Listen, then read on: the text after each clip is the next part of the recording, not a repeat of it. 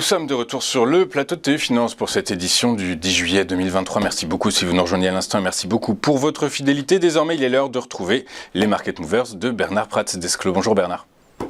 Bonjour. Merci Bernard d'être avec nous ce matin pour vos Market Movers dans un environnement de marché particulièrement délicat, sans trop de visibilité. Je rappelle Bernard que vous êtes trader pour compte propre et auteur du livre Stratégie de marché. On va commencer vos Market Movers avec Atos.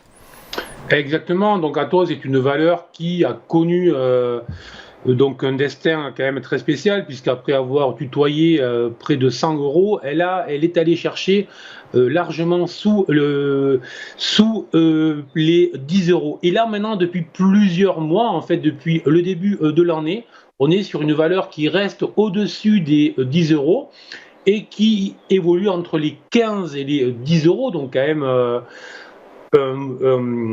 un range relativement large, mais toujours avec de nombreuses interrogations quant à la pérennité de cette entreprise et quant à la scission éventuelle de certains secteurs.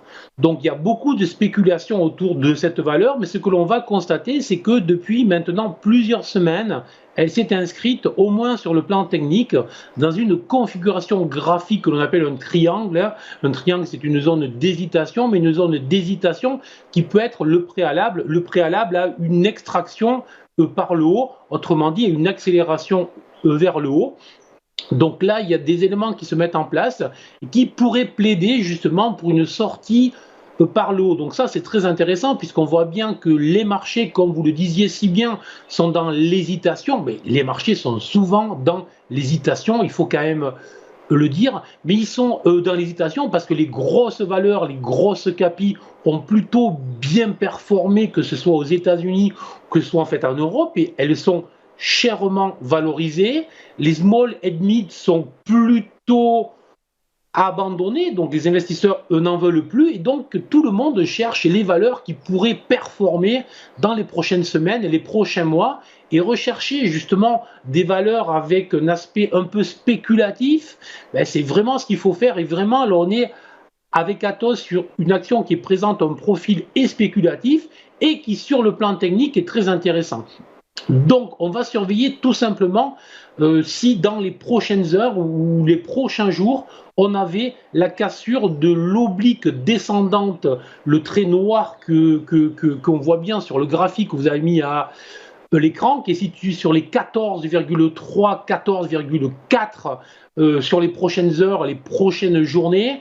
Une clôture au-dessus de ce niveau serait un signal très positif. On aurait une invalidation relativement courte, relativement serrée, qui pourrait être placée sous les 13,03 et des objectifs qui là seraient très intéressants puisqu'on aurait un objectif situé entre les 18,8 et les 19,1. Donc en fait un upside d'un potentiel très intéressant dans des marchés qui effectivement vont se chercher sur les prochaines semaines.